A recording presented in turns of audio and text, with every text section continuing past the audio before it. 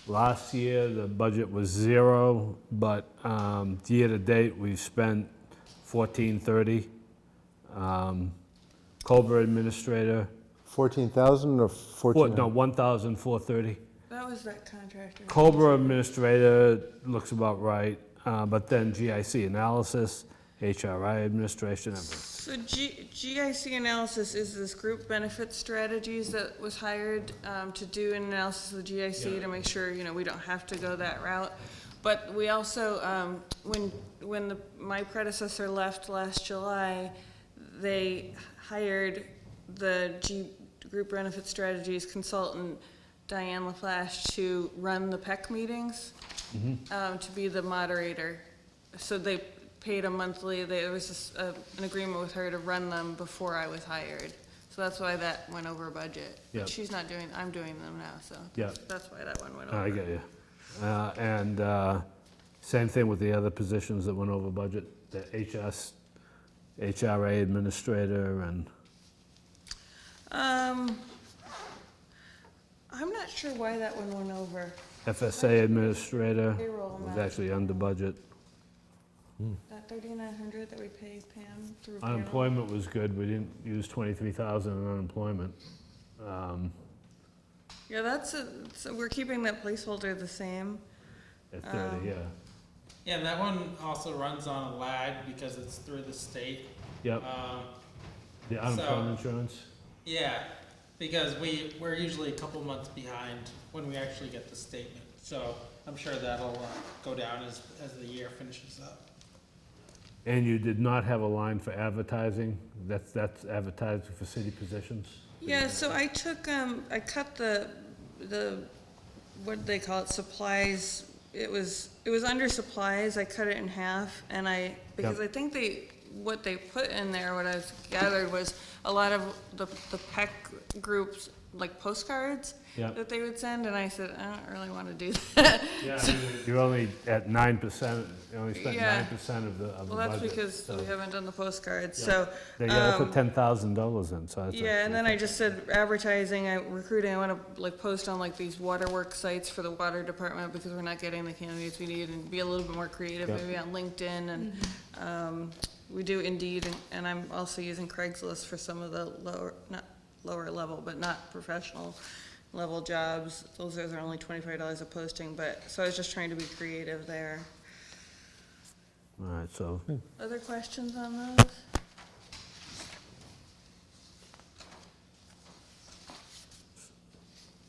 Yeah, so you take that 15 out, and so we're right about the same. All right. Yeah, Wait a minute. I think so. Because you got the 15,000 for payroll that's new, because it came out of Julie's budget. Yeah. How are we doing on workman's compensation? Let me just.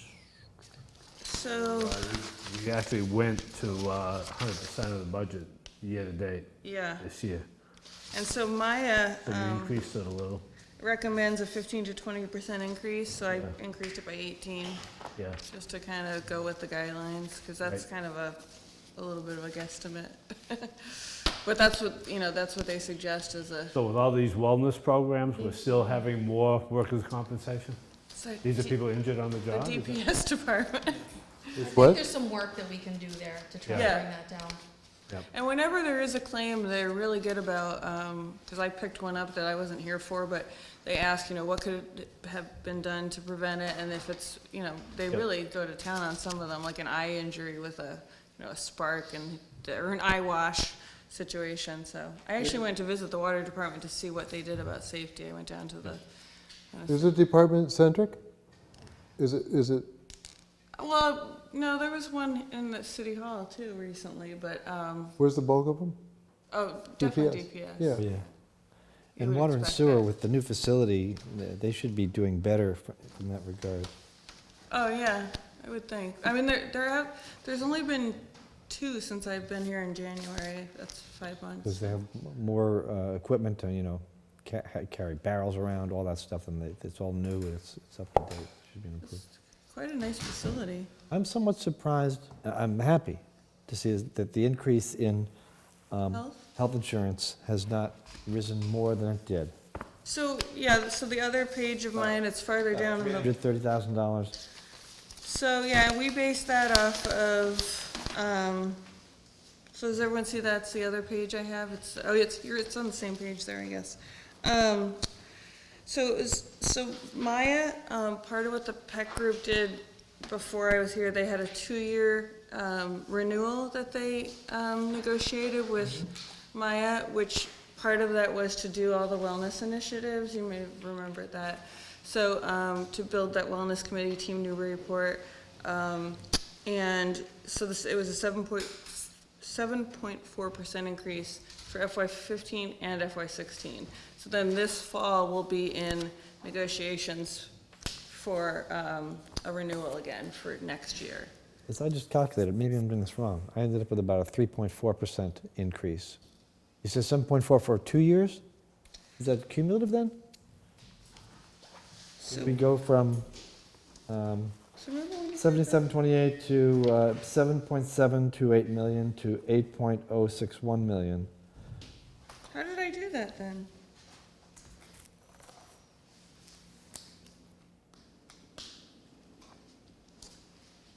I'm not sure. You know what it could be? It could be the fiscal 14 to 15.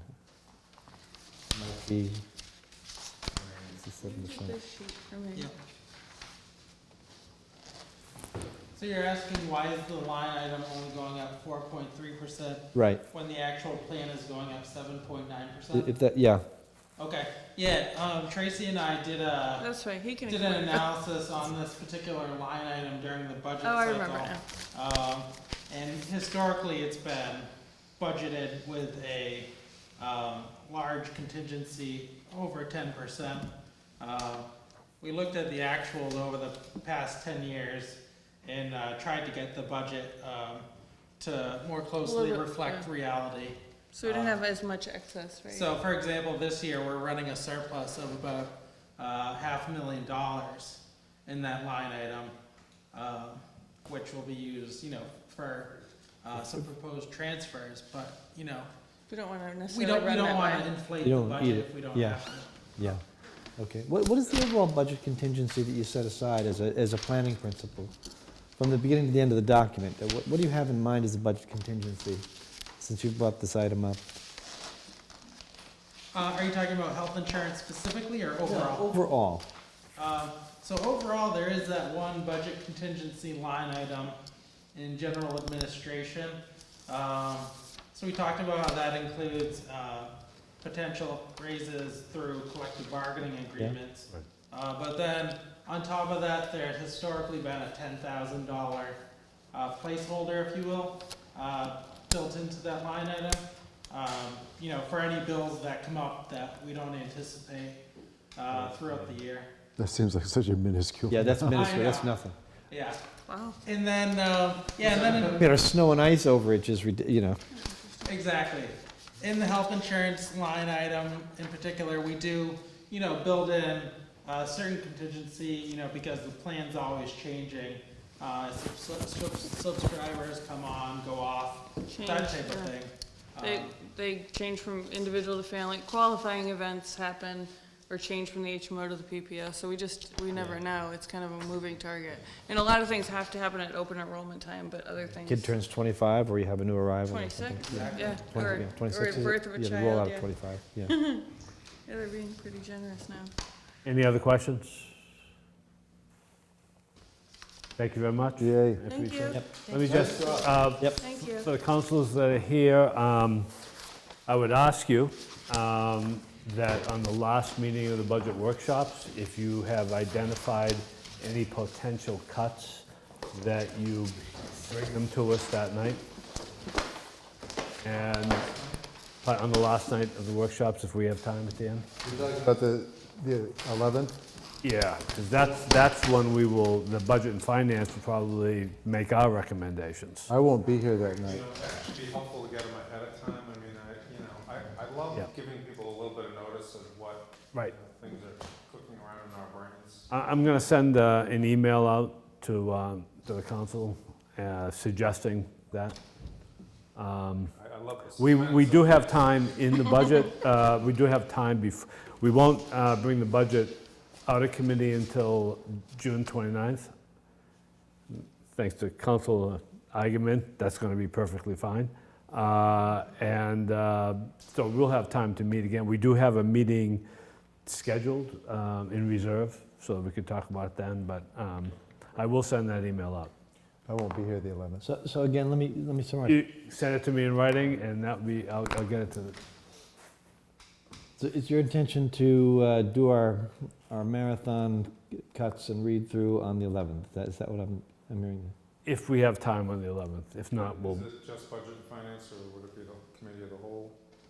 It's just budget and finance, but I would entertain any suggestions. So on the 29th, we're not going to do line item by line item? I'm sure.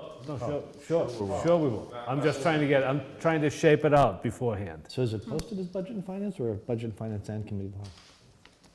All of these should be posted. Should be, yeah. Yeah, I don't, yeah. You don't want to get stuck. Although, I don't know, I didn't check to see what was actually posted. Yeah, and while I 100% agree with your thought process, I just know that the reality of the situation is, we can go over this 100 times, and if 2 people aren't here, we're gonna do the whole thing all over again. You're right. On the Right, meeting. right. So, I I mean, I understand just that. don't wanna, I just don't wanna have everybody waste a night for spinning wheels. What are you saying? What I'm saying is that there historically is, council is missing. And regardless of how well-intentioned, Got it. I understand. on the 29th, we're gonna go through the whole thing line by line by line by line, so. I would just appreciate if You can budget do my and head, finance would have as A heads much up. information beforehand as possible to inform the committee's recommendations. That's all I'm asking. Maybe it's, wishful thinking, but No, keep going. we done? Motion to adjourn? So moved. Second. All in favor? Aye. We are adjourned. Thank you.